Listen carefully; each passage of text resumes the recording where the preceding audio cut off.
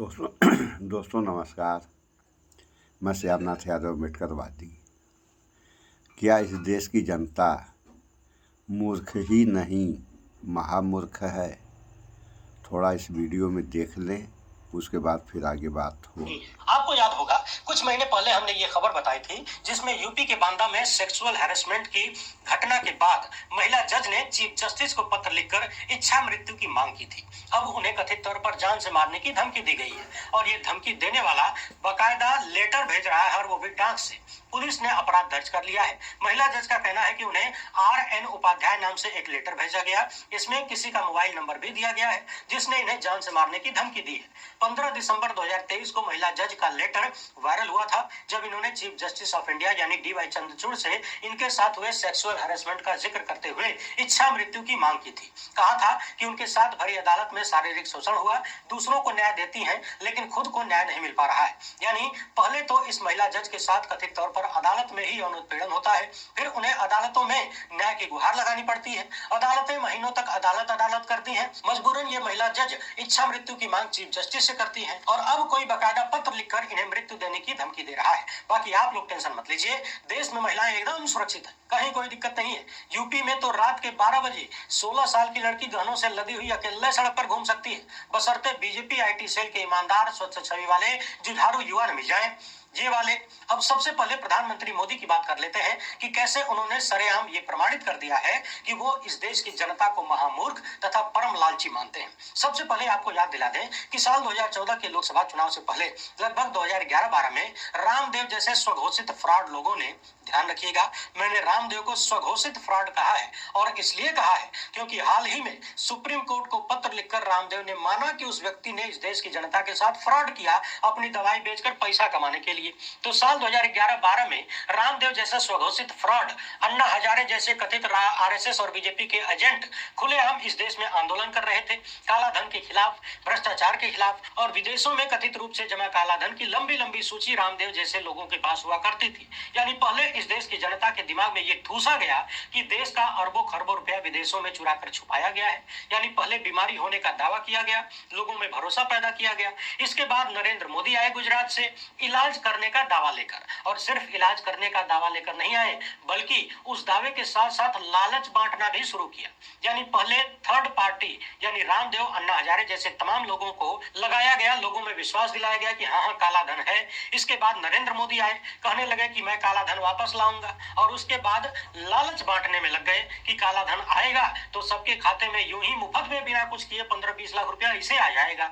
इतना ही नहीं, चाय पर चर्चा करते हुए उन्होंने ये भी दावा किया था कि देश में जो भी सर्विस क्लास के लोग हैं जो ईमानदारी से टैक्स भरते हैं, जब ये करियवा धन आएगा तो उन सबको 5-10% गिफ्ट के रूप में दे देंगे। अखबारों में तो बकायदा 15-15 लाख की बात छापकर प्रचार कम खबर के रूप में प्रस्तुत की गई। पूरे देश को यह एहसास हुआ, खासकर गरीब वर्ग और मिडिल क्लास के लोगों को यह लगा कि अगर नरेंद्र मोदी आ जाए तो 100 दिन के भीतर काला धन लाएंगे, यानी 3-4 महीने में हमको 15-15 लाख मिल जाएंगे। किसी ने 15 लाख की कार खरीदने का सपना देख लिया, किसी ने घर बनवाने का, तो किसी ने बिटिया की शादी करने का, और किसी ने बेटवा को नौकरी दिलवाने का। और इतना ही नहीं, रामदेव ने तो मोदी सरकार आने के बाद भी यह दावा किया कि बस अगले कुछ महीने में ही काला धन आ रहा है और सबके खाते में पैसा आ जाएगा। हालांकि उसके बाद रामदेव की जबान पर ताला लग गया, वो भी अलीगढ़ वाला।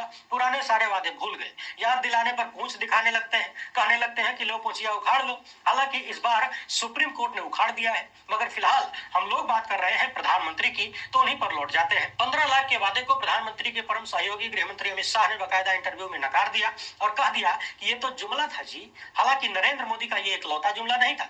2 करोड़ रोजगार से लेकर 100 स्मार्ट सिटी, बुलेट ट्रेन, चीन को लाल लाल आंख, अच्छे दिन, महंगाई, महिलाओं की सुरक्षा जैसे तमाम मुद्दों पर देश की जनता को बड़े बड़े जुमले ठेला जा चुके थे। हद तो तब हो गई है, अरे हद तो अब हो गई है जब 10 साल सत्ता में रहने के बाद भी प्रधानमंत्री ने एक नया वाला ऐसा ही इससे भी खतरनाक जुमला ठेल दिया है जिसे उनका अब तक का सबसे बड़ा झूठ कहा जा रहा है। और इस जुमले के साथ ही उन्होंने ये साबित भी कर दिया कि वो इस देश की 140 करोड़ की आबादी को महामूर्ख तथा परम लालची समझते हैं। उनके मन में इस देश की जनता की यही छवि है। उन्हें लगता है कि भारत के लोगों के सामने बस ऐसे ऐसे नोट लहरा दो, मुंगेरी लाल के हद हसीन सपने दिखा दो।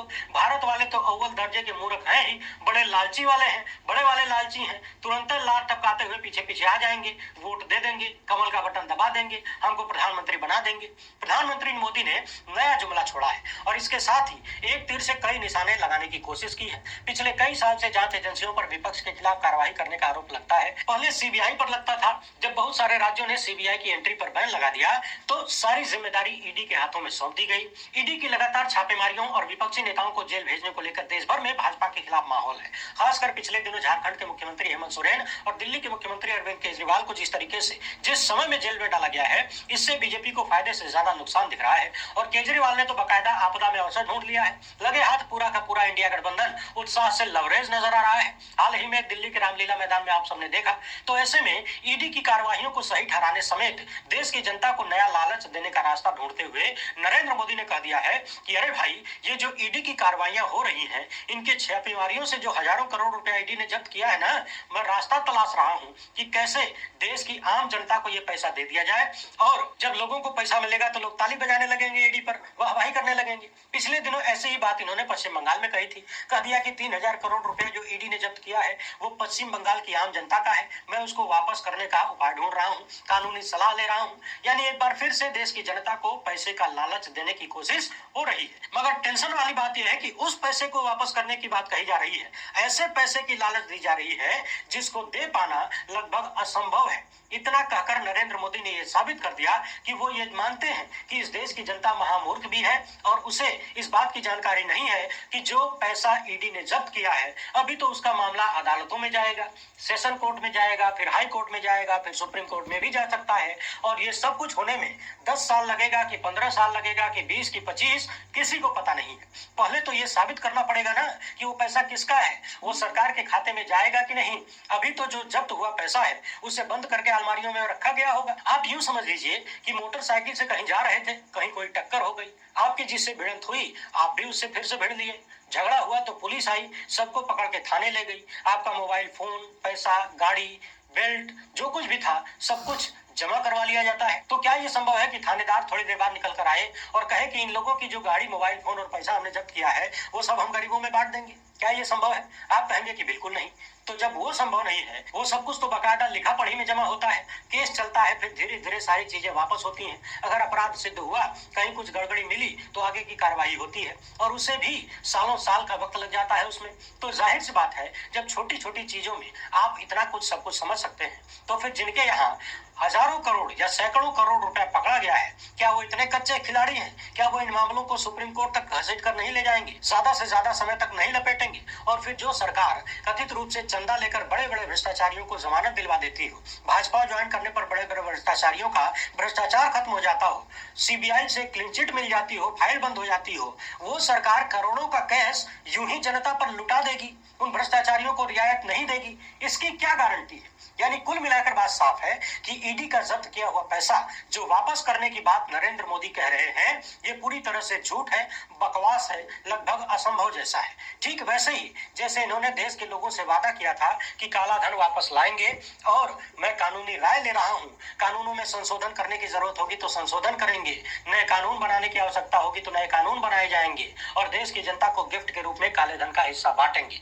मगर 10 साल में न तो काला धन आया, न तो इन्होंने जनता को पैसे बांटने का कोई कानून बनाया, न तो किसी कानून में संशोधन किया। हाँ, इतना जरूर है कि इलेक्टोरल बॉन्ड के माध्यम से अपनी जेब भरने का कानून बना दिया।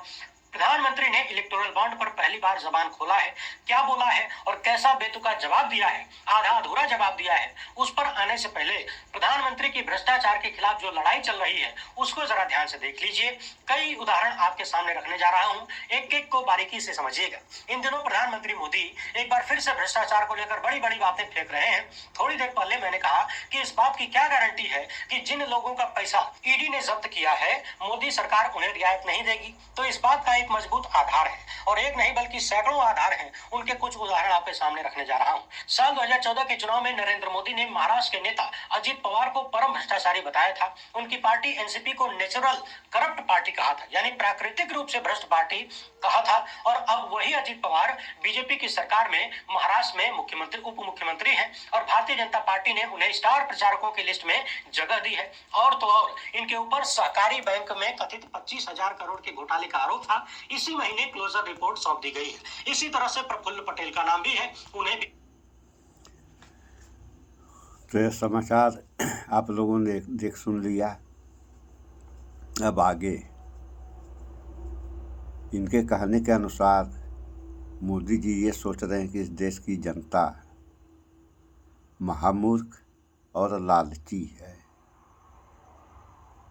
तो हमारे कहने का तात्पर्य ये है, 10 साल से मोदी सरकार है,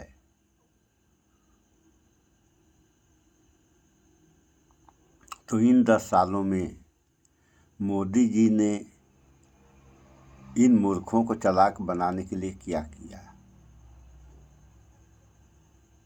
आप तो कह रहे हैं कि देश की जनता मूर्ख ही नहीं महामूर्ख है, तो 10 सालों में अगर इन्होंने कुछ प्रयास किया होता चालाक बनाने के लिए तो हो सकता है ऐसा न कहना पड़े। लेकिन ऐसा कहने का मतलब कि 10 सालों में इन्होंने कुछ किया ही नहीं। और लालची, तो आदमी लालच कब करता है? आदमी लालच तब करता है जब उसके पास कोई सामान नहीं है, तो सामान की वह लालच करता है कि यह सामान मेरे पास काश हो जाता है। तो ये तो कुछ लोगों की कहानी है कि ये सोचते हैं कि यह सामान काश मेरे पास हो जाता है, और कुछ लोग सामान रहते हुए भी लालच करते हैं, इतना तो है ही है और हो जाए। तो लालच के बारे में क्या किया जाए कि लोगों के अंदर से लालच खत्म हो, इसके बारे में जो भी लोग बता सकते हैं कमेंट सेक्शन में आकर के बताएं, और वीडियो को ज़्यादा से ज़्यादा शेयर करें। इस वीडियो में इतना ही। स्वच्छता अपनाएं, शुद्ध खाएं, स्वस्थ रहें, शिक्षित बने। जय विज्ञान, जय संविधान। नमस्कार।